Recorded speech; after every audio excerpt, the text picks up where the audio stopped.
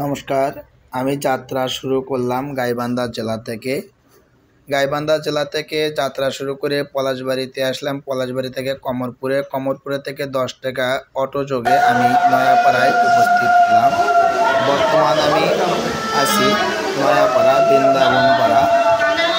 বিশাল বড় কালী পূজার আয়োজনে এই আজকের নবদ্বীপ ধাম, যে কালী পূজাটি প্রায় 3 দিন ব্যাপী কীর্তন চলছে এবং তা আমরা অনেক আগেই জানতে পারি। তো এই সেই কালী পূজা, যে কালী পূজায় বিভিন্ন জায়গা থেকে লোকজন এখানে চলে যাচ্ছে, ভক্তরা চলে যাচ্ছে এবং আতের দৃশ্য খুব সুন্দর, চমৎকার, মনোরম পরিবেশে দেখা যাচ্ছে। এই যে আমরা চারপাশে ঘুরে ঘুরে দেখতেছি এবং আপনাদেরকে দেখাচ্ছি।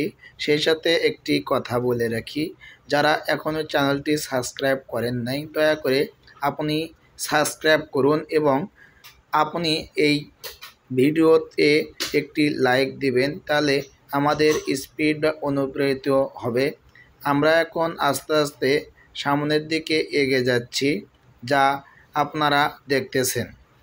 বর্তমান আমরা এই কালী মন্দিরে, এই যে এটাই সে জয়মা কালী মন্দিরের মন্দির, আপনারা দেখুন এবং এখানে কত লোকের ভিড় কিংবা ভক্তদের ভিড় জমায়েত হয়েছে, যা দেখে আমি নিজেও অবাক আশ্চর্য হয়েছি যে এত হাজার হাজার ভক্ত আগমন ঘটেছে। এই আদিযুগী শিব, যা পৃথিবীর মধ্যে শ্রেষ্ঠ একটি শিব। এই সুন্দর মনোরম পরিবেশ আমরা কখনোই দেখি নাই, যা বাংলাদেশের মধ্যে প্রথম অবস্থানে অবস্থান করছে এই নববৃন্দাবন ধামটি। আপনারা সঙ্গে থাকবেন এবং ভিডিওটি পূর্ণাঙ্গ দেখবেন এবং সেই 122 কোটি টাকার মতো প্রায় ব্যয়ে নির্মিত হচ্ছে বাংলাদেশে এই প্রথম গাইবান্ধা জেলার পলাশবাড়ি উপজেলায় বৃন্দাবনপাড়া গ্রামে একটি নববৃন্দাবনের সূচনা হয়েছে। সেখানে বাংলাদেশের মধ্যে সর্বপ্রথম এবং সর্ববৃহৎ এবং 3 দিন ব্যাপী অনুষ্ঠানে চলছে কালী পূজার আয়োজন।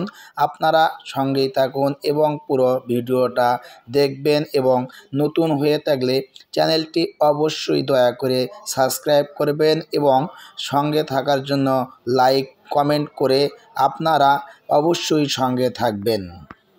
মন্দিরটি তৈরি হচ্ছে এখন বৃন্দাবনপাড়ায়, যার পূর্ব নাম ছিল নয়াপাড়া, রামচন্দ্রপুরে। এখানে প্রতিষ্ঠাতা হরিদাস বাবু, তার নেতৃত্বে, তার কারণে এই নববৃন্দাবনের সূচনা হয়েছে, যেখানে কালী পূজা হচ্ছে বিশাল বড় সড়ো পরিমাপে। আপনারা দেখতে পাচ্ছেন বিকালের অনুষ্ঠানের আয়োজনে দর্শনার্থী এবং অনেক ভক্তরা, তারা দূর দূরান্ত থেকে এসে বিভিন্ন ধরনের ছবি তোলার থেকে শুরু করে তারা বিভিন্ন ধরনের ব্যবহার এবং বিভিন্ন কিছু দেখাশোনা দর্শন করছে। বিকালের অবস্থা কালী পূজার দিনে এই বিভিন্ন ধরনের আয়োজন ছিল এবং সেখানে প্রসাদ বিতরণ হচ্ছে। এই যে কালী পূজাকে কেন্দ্র করে নতুন তৈরি করা হয়েছে ডেকোরেশন, রাস্তা তৈরি করা হয়েছে ডেকোরেশন এবং বিভিন্ন ধরনের ডেকোরেশনের তৈরি এই কালী পূজায়।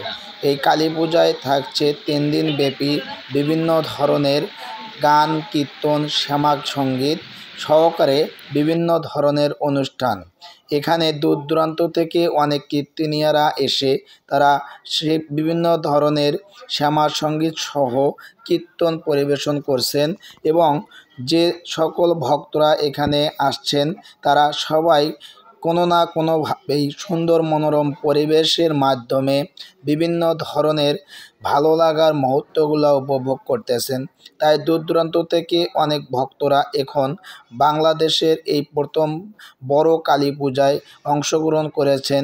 আপনারা দেখতে পাচ্ছেন বিকেলের দৃশ্যতে আমরা এই যে মন্দিরের চারপাশে ঘুরে ঘুরে দেখাতে পারতেছি বিভিন্ন মন্দির। সহকারে বিভিন্ন ভক্তগণের আগমন এইখানে লক্ষ্য করা যাচ্ছে। মন্দিরটি তৈরি করা হয়েছে এবং তার পাশাপাশি অনেক সৌন্দর্যময় ডেকোরেশন দ্বারা এখানে আলোকসজ্জায় সজ্জিতকরণ করা হয়েছে, যা বর্তমানে দেখে একটি